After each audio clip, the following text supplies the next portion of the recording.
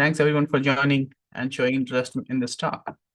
So we'll be talking about edge computing. Again, a quick intro about me. I'm currently at Oracle Health AI, where I'm working on healthcare products at the moment. But I've been at Oracle for 4 years and has helped build a couple of products from ground up. My involvement in edge computing has been, I would say, a little bit long stretched. I first got introduced to this concept during my grad school at Carnegie Mellon, where I had an opportunity to work with some of the great researchers of their edge computing lab, and that is run under Satya, who is the father of edge computing.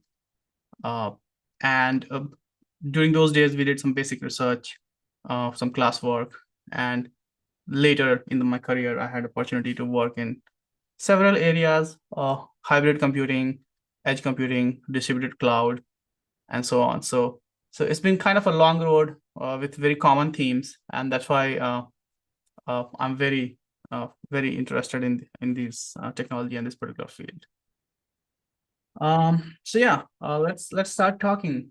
What is the edge? When we started cloud computing, things things moved from a very disaggregated environment to a centralized environment where people started leaving their on-premise private data centers and moving things to cloud, where they do not have to spend time, energy, and money to manage the infrastructure. And the public cloud companies like Amazon and Google and AWS and Oracle, Azure and Oracle, basically handling these for everyone, and you could just focus on building your products. This disaggregation resulted in a lot of efficiency improvement, cost improvement for the companies, but some use cases, it was very clear during that time that some use cases needed a little bit more work, because with centralization came latency issues. A typical round trip time for your computer to a cloud data center is a few hundred milliseconds. If that data center ends up being overseas, maybe even larger, right? And if you're running something with a very low latency application, like an IoT device, something very time critical, maybe you are doing a robotic surgery, the latency requirements are very low. You can't make an incision and then wait 300 milliseconds for the next direction, right? So a lot of these applications by nature require very, very low latency. And that's where the whole idea, I guess, started taking effect. Edge computing itself is not a new concept. It's been there since 80s. The first company to actually kind of have implemented edge company was Akamai with CDNs. So in essence, what they're doing, they have a very high-speed network which helps move static content to the place where it's closest to the user, right? So all our video streamings, a lot of web pages needed to be cached near the users, and that's how they used to reduce latency in your user applications and major company applications. So that was kind of the whole concept. But over the time, you can see that there are several tiers that has come up. So at the top in this slide, we have the cloud, which is the public cloud. And then we have the network core. These public clouds are typically connected with very high-speed networks. So a lot of service providers would provide core routers. We call them core routers. We used to call them at Cisco, your Cat 6Ks and so on. Very high capacity for routing and switching. And there are edge routers where you could start disaggregating your network traffic into smaller segments. So that's our network core. And then we have the network edge we just talked about. So this is where we started seeing a little bit of, I guess, or we have started seeing a little bit of concept of edge computing, where we are starting to move compute closer to data. So at network edge, there are several cellular companies which provide multi-access edge computing servers. So AT&T or Verizon, these companies will build up kind of a data center around that time, that place, which is very heavily connected to 5G network. And that could provide you with high connectivity, and you could use some of your applications, built there. The next layer is, you could build your own private data center uh, with your own rack and switches and hardware, which is a little bit less deeply connected than the network edge, but still very good, well connected with high-speed wires, multi-gig connectivity, and so on. And this is where we see CDNs and private data centers and cloud edge devices. We'll talk about cloud edge devices a little bit more in more detail later in our talk, but we can see that trend, right? And from there, you see the devices getting smaller and smaller, and the network connectivity getting poorer and poorer.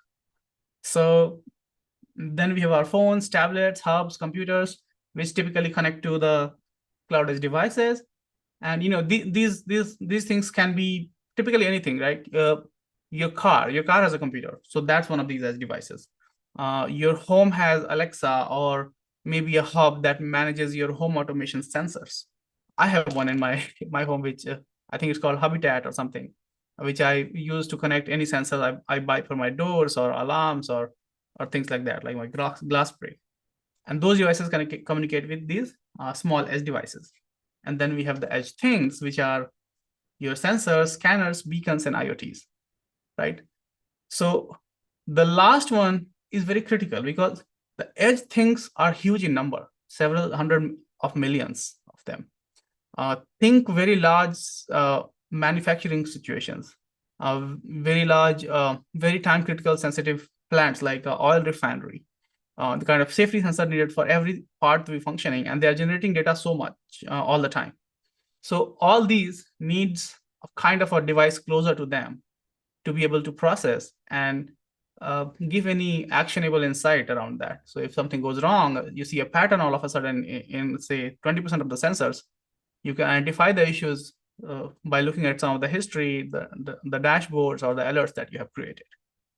So this is kind of a very top view of the edge, where the devices are, how the connectivity looks like, and typical applications in this. Let's go to the next one. So yeah, why the edge?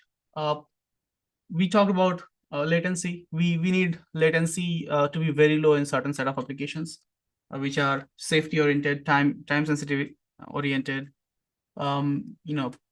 maybe even financial nature, where you need very fast transactions. There you need your own devices with low latency. Bandwidth requirements are very limited.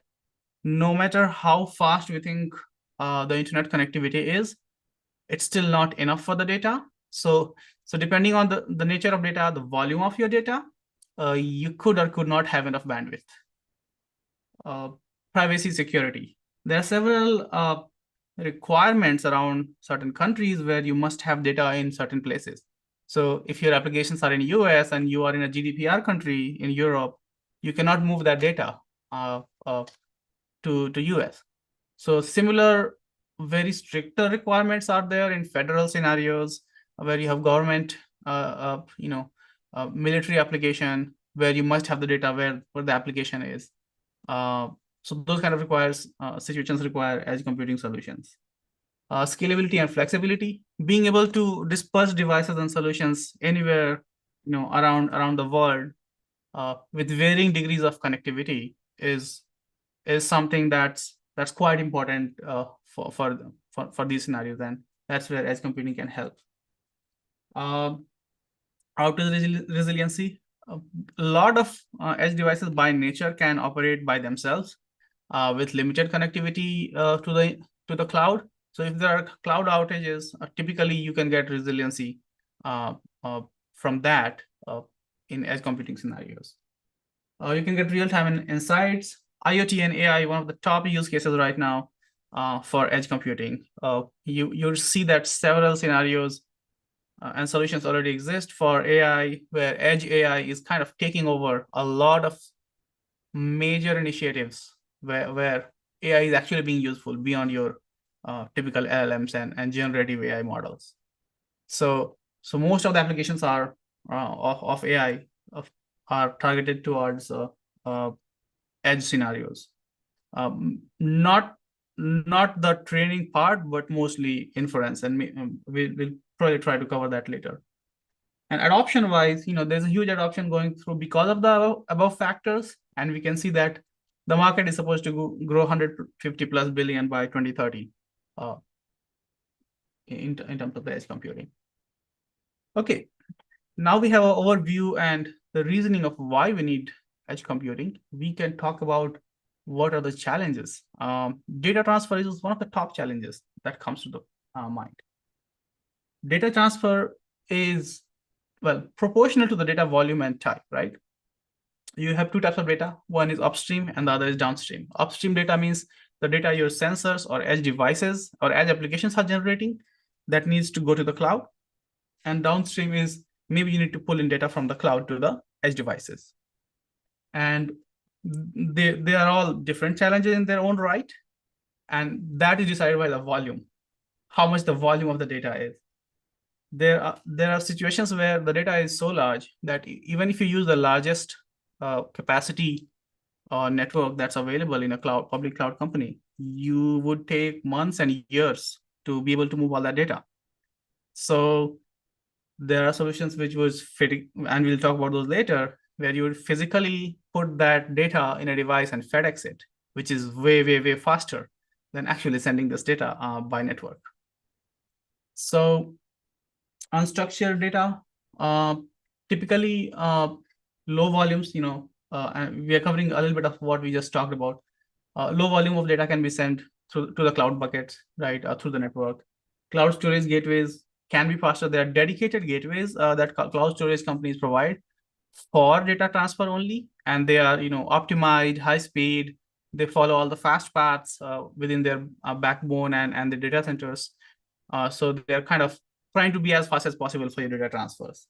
And depending on your applications and how much data you're generating, typically you can manage these with these. If you're doing like a database sync, database streaming, some of these situations can be sufficient with just cloud storage gateways. Higher volumes can be shipped over longer periods of disks. So there are different flavors, right? There are disks and larger devices. I will talk about that later. That can be used to transfer the data. And cloud edge devices can ship very high volume of data with in trucks or FedExed physical data volumes. Static data, CDNs already have mastered this. So that's something that can be done pretty efficiently right now. It's not such a big challenge at the moment. Okay. So yeah, databases are a key part of any particular software application, anywhere you go. So a particular challenge here is how do we manage different instances of databases when we are having a very spread out application architecture? You have some of your functionality in the cloud, and then maybe on different layers, right? Your edge devices and things to be, and maybe they need to all sync with each other.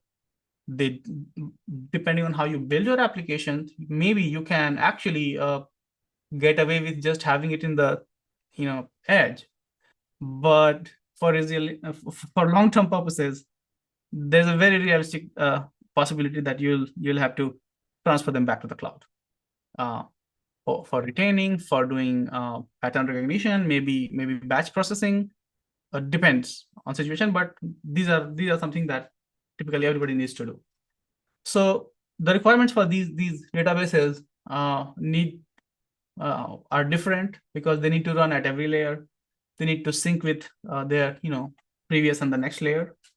They need capability of being able to natively distribute and sync the data. So most of the databases are coming up with these. Like Oracle has Golden Gate, which can stream your databases in real time. Couchbase, Exadata, and Golden Gate, we talk about that. So they have these. We need aggregation and compression capabilities because we want to reduce the volume of the data that's being sent, synced between the databases. So those features become quite important. And again, as we talked about, you can tune these databases and how much you sync depending on the scenario. The data generated typically is very large, right? And not all the data needs to be transferred. Not that all the data is even useful in these scenarios.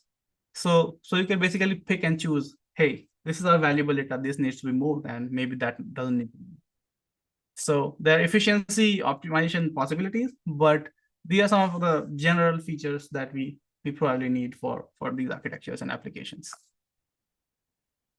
Infrastructure. So we talked about the database needed, the nature of data, but how do we build the infrastructure? How this is kind of like the most important component in terms of who has the hardware, who manages the hardware, who controls the hardware, and how do you connect it to the cloud? So again, buy versus build. Either you can buy some or build your own.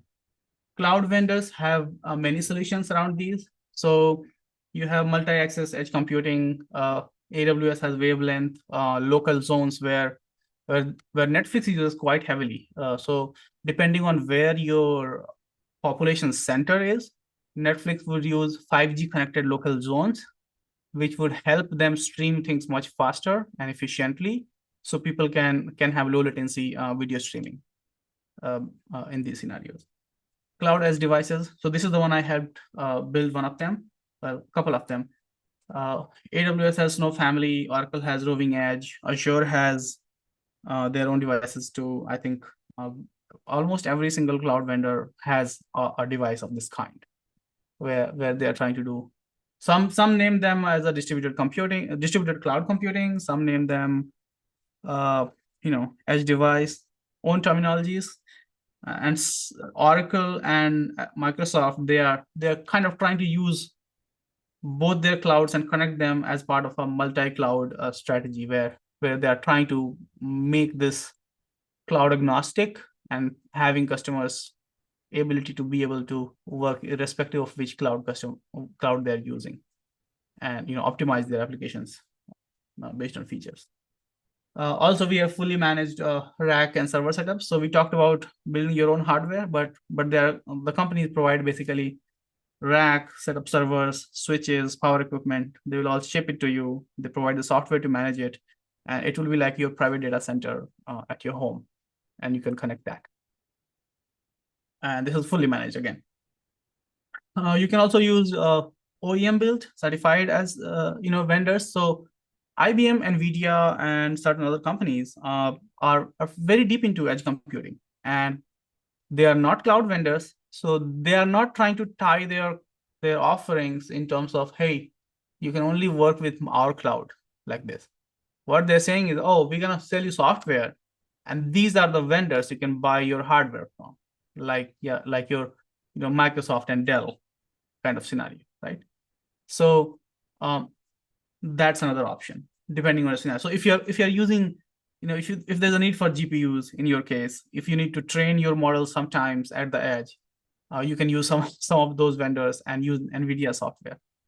Or you have to have a self-managed situation where you build and maintain and do everything on your own. So yeah, those are the infrastructure options. Deployment and monitoring. How do you deploy? How do you monitor these applications? When you're building these, there are a lot of challenges. One, you have developed a software. Now you need to, deploy it. Where do you deploy? What are the strategies? Maintaining consistency, security, all those things, right? So that's a big challenge. How do you do your builds, right? How do you handle these? So a lot of these are basically vendor locked. Again, we talked about NVIDIA, IBM, and the cloud vendors. You might notice that they are not quite open and interoperable with each other. So you can't use NVIDIA and IBM in combination. If you like both features, you have to use one or the other, right?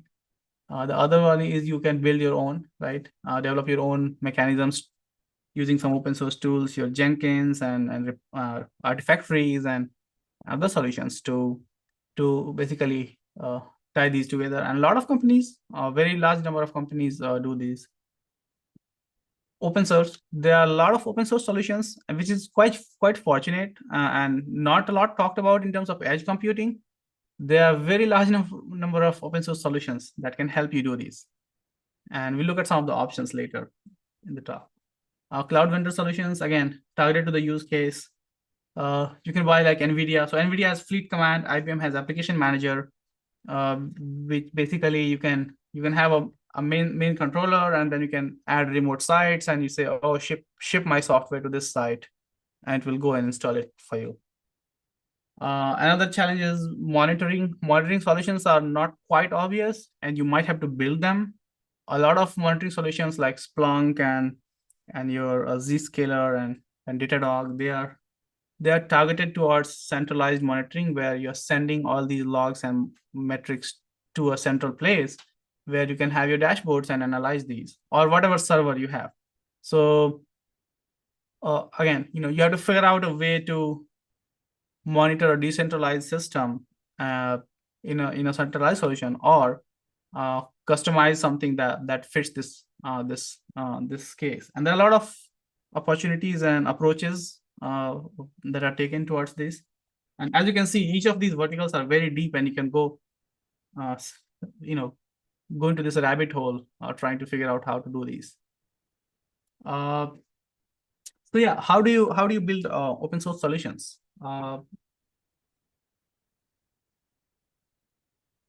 Like initially, I only came across what we call KubeEdge, and then exploring some of the communities and looking at these, there are a lot of options.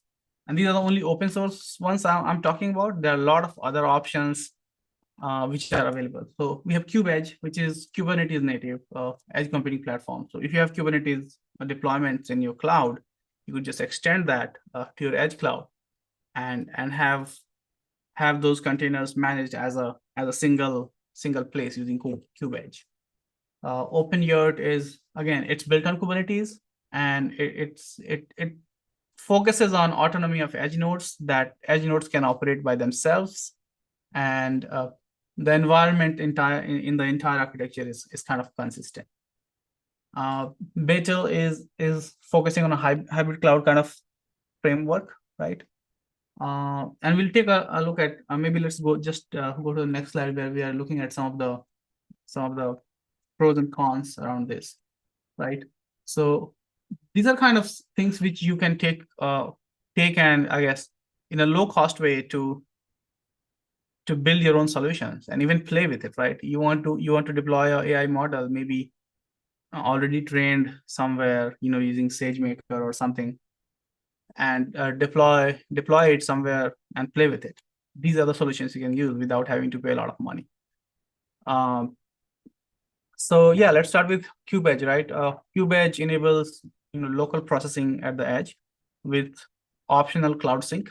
It has a couple of components called Edge Core and Cloud Care components, which are to manage edge nodes and resources. This is ideal for mainly IoT applications, industrial automation, and smart cities. They support a lot of use cases as remote monitoring, edge AI, and real-time analytics. So OpenYurt is basically maintaining a consistent environment throughout and try to provide autonomy of edge nodes. It uses Yurt Hub and Controller Manager. I think it's called Yurt Controller Manager, or to manage edge workloads and make sure they are reliable. This framework is suited for edge computing in like remote areas, right? Smart retail, smart agriculture, where edge applications have resilience in connectivity, and those requirements are needed. Betel, I'm not sure if I'm saying it correctly, but Betel is something that supports hybrid cloud, and basically it also provides edge processing with a flexible deployment options, similar to what NVIDIA provides, right? And it basically has a kind of a optimization for hybrid cloud edge applications. So it's used in smart manufacturing, retail analytics. It allows for unified workloads across the cloud and edge. So kind of integrated in both cases. LF Edge is basically Linux Foundation project called Acraino. This offers kind of blueprints. So these are blueprints which are optimized for telecommunications, industrial IoT, and enterprise applications. So particularly useful for telco edge computing, industry-specific edge solutions. And that's why there are blueprints, because they have to be validated, reviewed, and such. EdgeX Foundry is kind of a modular, flexible architecture for IoT applications. It uses core supporting and application services to, I guess, manage the. So it focuses on ingestion, processing, and export. This is for IoT gateways, smart buildings, and healthcare. Fledge is again focused on IoT, but real-time data collection and processing. Employs on southbound, northbound services, what they call, and core services to handle data. Focuses in, again, IoT, energy management, some predictive maintenance, and data processing and protocol integration. Fogflow is dynamic data workflow, again, similar to the Fledge, real-time processing at the edge, includes fog functions. And so fog is kind of a concept for edge computing, where, I guess, where you are in that whole vertical chart that I showed in the situation, you can call. So researchers have called it fog or cloudlet and so on. So that's where the term fog comes from. Its architecture is basically using what they call fog functions and context broker to manage data flow, and they target in smart cities, environmental monitoring, logistics, and so on. Starling X, I think it's a infrastructure for edge computing with focus on high availability and latency, and they are targeting the distributed cloud fault management kind of scenario. And so again, like going over these solutions a little bit in a brief manner as well, but you can see the nature of these solutions, that a lot of these applications are in very, very heavy industrial, smart city, manufacturing, those kind of use cases, and real-time analytics. And that's where the next possibilities of using AI for inference, like monitoring your traffic using smart cities, those come in. And they just keep extending and building on top of each other. But these are some of the pretty well developed open source options that exist to be able to manage these. Next one we can talk about is I think monitoring. Let me click. Yeah, so there are several monitoring options. Looking at the time, we have about 10-20 minutes, 20 minutes. So I will not go into each of these, I guess, in detail, but we have Grafana, which is, Prometheus and Grafana kind of work together, right? Prometheus is for data scraping, so very well known, very well loved Kubernetes solution, Kubernetes monitoring, I guess, infrastructure, not targeted just for Kubernetes, but you can use Kubernetes and Prometheus and Grafana to scrap and visualize your data. Nagios, Zabbix, they are all, again, similar, targeted to different scenarios, right? Azure Monitor is basically targeted to Microsoft kind of framework. Same for AWS, IoT device management, and KubeEdge and edge monitoring is trying to Kubernetes based monitoring. But again, these are not as well developed as the management solutions, but I think Prometheus and Grafana can be combined or tweaked to suit a lot of these monitoring scenarios. So that was kind of an overview about challenges, the nature of the paradigm, and what things are available for you to be able to build something that applies to edge computing. Now I'm going to try and pivot in the area of focusing on the edge cloud device that I have built, and maybe take a deeper look at how one of these devices look and what makes these devices, right? So it's basically fully managed, and these are devices that are loaded with cloud features. And this kind of close in concept with what we call a cloudlet in terms of the research terminology. And basically, it's an extension of the cloud. So managed by the cloud, hardware and software both are managed by the cloud vendor. That includes your support and everything. So you have a lot of offloading you can do to the cloud vendor in this case, and just focus on building the application. There are several configurations and shapes based on your cores, your size of the device, compute and storage requirements. You can pick and choose different flavors. It can handle rough environments, and these are ruggedized. So this is basically a computer that goes in a suitcase, and the suitcase is very robust. That's what we call ruggedized. They are tested and rated for harsh environments, um, going from negative, double-digit temperatures, or maybe triple-digit, depending on the vendor. Being able to handle certain vibrations, temperature ratings, noise ratings, and there are videos on YouTube where they even test it with a bomb blast and see whether it's still functional. So yeah, very ruggedized, targeted towards harsh environments. These can be loaded with pre-built applications and data already in the cloud. So the way it works in most cases is you already have a system built in a cloud tenancy, right? So let's say you are an oil company, or you are a defense, I guess, part of our country's defense, and you have some applications already you have built in your cloud. It's a defense cloud, but again, assuming that scenario, maybe you are having troubles with latencies.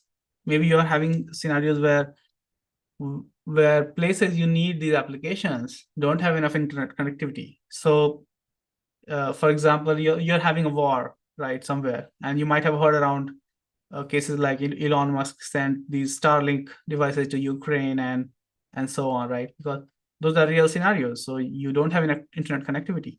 So what you could do is you could take a snapshot of all your applications that you have been running and your data, which is needed, put them in this cloud device and have it shipped to wherever you need, turn it on, and it's like a cloud running on its own without any need to be connected to the original cloud. It can connect, and you can still sync data between the edge device and the cloud if needed, but it can work on its own. It's like a remote cloud region which is standalone, running in a box. So that's kind of the I guess appeal for it. It's again shipped by a common carrier in most cases. Yeah, cloud companies, mostly FedEx or UPS it. If you're Amazon, you have your own carrier service, so you send it by that. Some of these devices are trucks, so they can drive. They can just drive to you. So yeah, various methods, but road transportation or physical transportation. They provide you with typical API access and storage mounts to the cloud. Storage mounts mainly because it's a physical device you have access to, so you can actually connect something and mount your things to it. So it's managed. So that's kind of the overview. This is what they look like. They also come in different shapes and flavors, as I said, right? Storage optimized, compute optimized. So they will basically slide the scale of how many computes, how many cores versus how much storage is there. Same way you can buy a computer, right? And you can see how one of these devices looks like inside the suitcase, and the outside of the suitcase is the top one. So suitcase, again, ruggedized option is kind of optional. You don't have to be ruggedized. So the right ones you can see that says Google Cloud. It's a thing that you can just plug into your rack, where your environment is more controlled and you just need an edge device. So different shapes, again, different core capabilities. Some of them have like, 10 rack setups with smaller, I guess, line cards. Some of them are just one. And these ruggedized devices, they can also be clustered together with multiple devices uh, to make a larger cluster if you need them. So that's kind of what they look like. Let's see on the time. Okay, we have about 10-ish minutes. High level architecture. Inside, again, they are providing you cloud-like functionality. So how do we provide that? So inside you have an operating system, which this device itself is running. Then you have, I guess, storage engines, hypervisors, containerization engines, identity. So all these functionalities will be there independently, right? Uh, Hypervisor would be there, which would be used by your compute services. There will be typically a control plane, a data plane, which would use the hypervisor to allow you to create and manage virtual machines in this device. Same for a containerization engine. You will have services that would use a containerization engine, Docker or whatever the vendor chooses. So it's basically a miniature cloud, right? So if you think of it, uh, they shrink the whole cloud or cloud functionalities and put them on this. So that also means that all the functionalities will not be available because, of course, it has limits of scalability based on how much capacity is, and limits of features in terms of what can be done here. So it's a smaller feature set.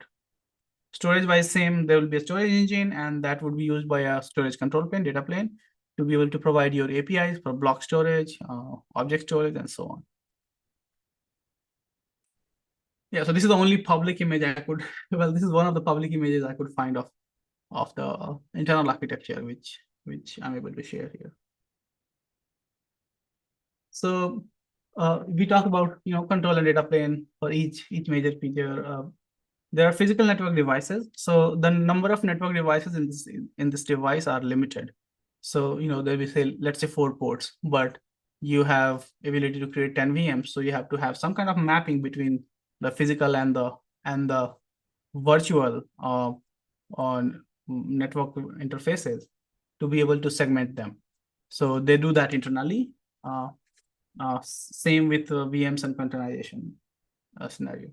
They provide APIs, proxies, gateways. So internally, each of these services have their own proxies, and they talk to each other as if they are running all by themselves. There is a substrate internal private network that exists in this device, which is what is used for communication within just the services. So any kind of communication that happens between compute and, so let's say you want to create a virtual machine. You would need a disk, you would need a network, a card. So you have to talk to all those services, and you use an internal network, which is just inside this device, to be able to talk to each other. Imported, data and images. So when I say images here, typically that means operating system image. So when you say I want to take this, applications from my cloud to my device, what happens is typically a snapshot image is created by the compute services of whatever cloud you are on, and that snapshot is basically put as a file. And then when you turn on the device, your compute engine here on this device can pick it up and launch that as a virtual machine. So you are not actually running virtual machines across the FedEx route, but you have a bunch of files sitting on it, which are validated in certain ways. And when they are sent out, you can turn it on and create virtual machines out of them. So that's kind of how the whole flow works here. New VMs can be created on the device, and they can be exported to the cloud if there is internet connectivity. So even though again, it's like another region of the cloud, and you can communicate to other regions of the cloud when there is connectivity. It's kind of the setup. This is kind of what the setup look like, essentially. So the leftmost large box is the cloud. Then you have the data center and the customer side. What does it mean to have cloud and data center? So now thinking about it, right? I'm a customer. I say, oh, I want two of these VMs to be sent in my cloud device. I want a single device to be ordered, and please send it to me. So there are several challenges here, right? One, the storage buckets and the operating system images that I want to take as a customer, they are mine and they're my data. How do I give access to Oracle or AWS to take that data? They cannot really access my data, right?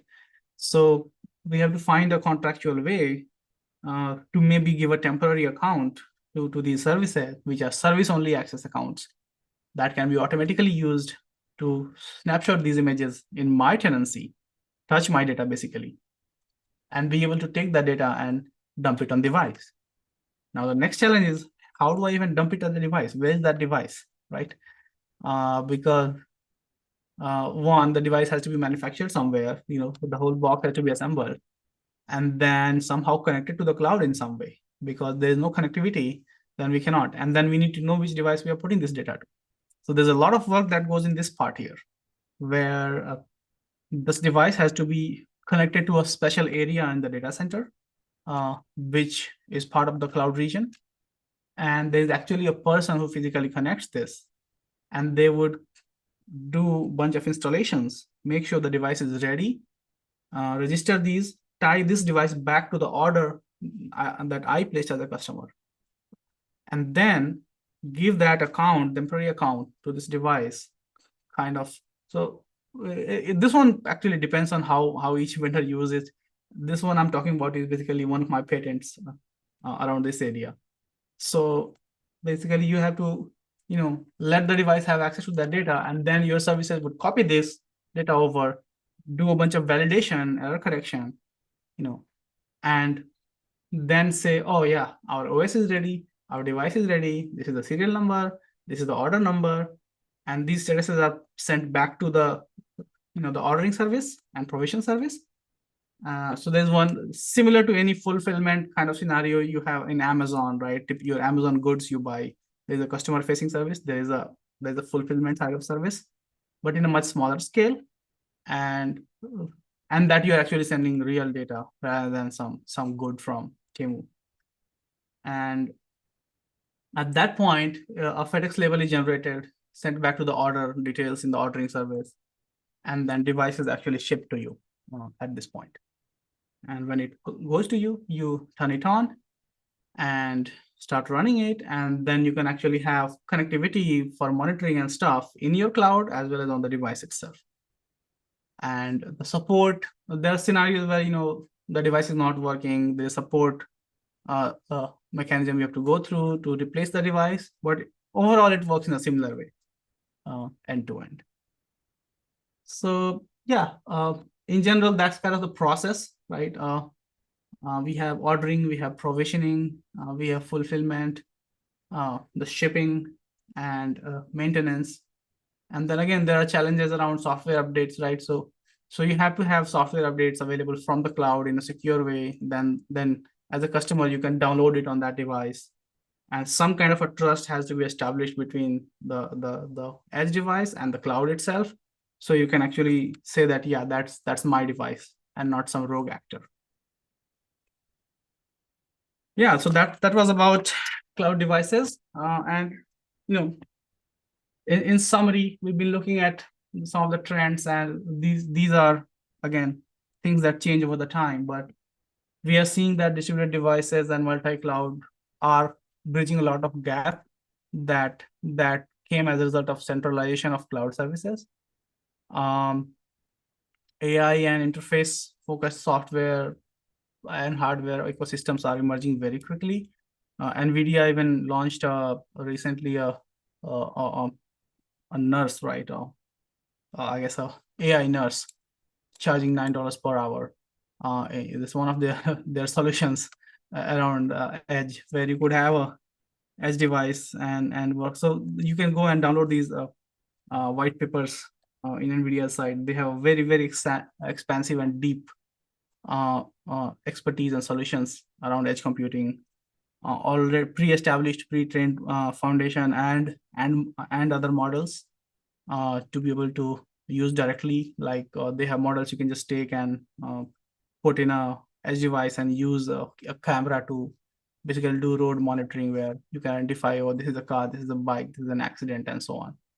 So very, very far compared to other companies. Uh, Smaller models are being developed for the edge. So mini models where people can run these in the phones, and maybe even the hubs where you could use some of the AI models to do a lot of learning and insights at the place and real time. Apple had a news around this. Quicker options are being seen in healthcare, manufacturing, energy, and smart cities. So all the boring industries are seeing the most adoption, because that's where the most need for efficiency and optimization is, as well as a lot of data residency requirements in these industries where data cannot be moved around a lot. But if compute can be moved around, they are using it to be able to get insights and make their solutions better. We are seeing automotive and robotics and self-driving cars.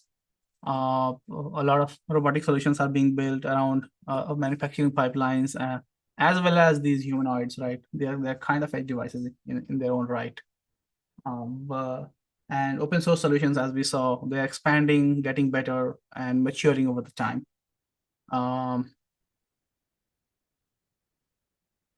Pretty much that concludes the area I wanted to cover. We had about 3 minutes left, so I can take any questions around this.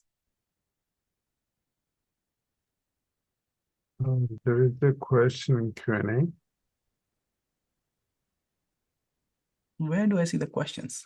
There is on the bottom, there's Q&A. They changed the location of Q&A.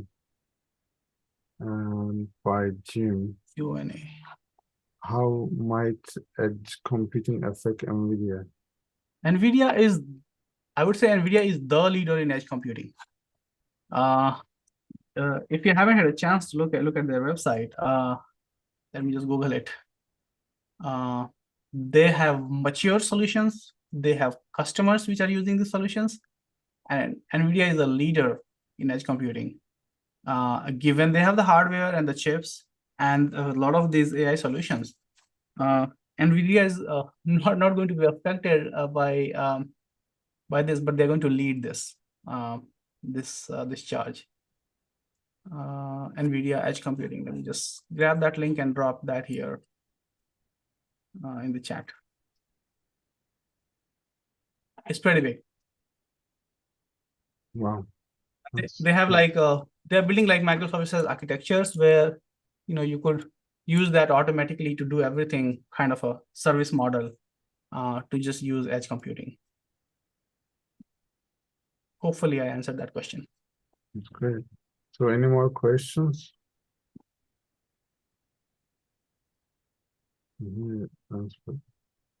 Seems like it's good and informative, and people are hearing more data science background. So they are even curious about edge computing. Yeah, and there's a lot of opportunities here where people are trying to figure out how you can basically train your models, how you can prepare this data that's being generated, and use some of the data science techniques, and where you can use them. So those are some of the areas that people are researching. There are a lot of IEEE architectures and conferences talking about this. So that's also something worth taking a look at. Do you know any like a good class that people can take it, or an online resource? Not in terms of class as such, but I would say there is good documentation around that in IEEE, and there's a CMU, Carnegie Mellon Data Lab, Carnegie Mellon Edge Computing Lab. They have tons of resources and research available. And you could also go into the history of how they have been doing things. and that's funded by a lot of these companies. I mean, Kind of the kind of reason for me to talk around the basics of this is there's no targeted education thing, but I'm pretty sure there might be something in Coursera that's available. If I find it, I'll send it over to the group. Yeah, that'd be great. Yeah, I've been in Pittsburgh too. I was in Carnegie, I mean, University of Pittsburgh for 3 years. So Oh, nice. it's a beautiful place. Beautiful place. Yeah. So, yeah, thank you for the presentation and appreciate it. So that will be edited and then posted in YouTube channel that people can listen again. There is actually so many information there. I think this thing, edge computing is becoming more and more important, and especially cloud-based systems. And it's challenging. We have actually so many projects, and it's a lot challenging to use AI and ML and cloud systems. Yeah, it's worthwhile learning where your Yeah. data science projects are running and how Yeah. they're running. Maybe that can help you make it better and efficient. And most companies use those systems. So I think to become a data scientist, you need to know it. So they won't require extra data engineers many times. They just expect you to know it. So Yeah, and a lot of companies use data scientists for every single decision. Like Meta has a data science team for for helping any project, right? Gathering some data initiative, what should they look at, what should they monitor? Very wide application. yeah, these are a good insight. I really appreciate your time a lot. So hope to Yeah, see thank you in you. person. Thank you And for having me, and looking forward to, maybe have our paths cross again. yeah, we have a lot of AI healthcare projects at Stanford. I'm at Stanford currently. We can talk about those as well. So Yeah, definitely. Thank you so much and have a thank great day. you. Have a good day, everyone. Bye.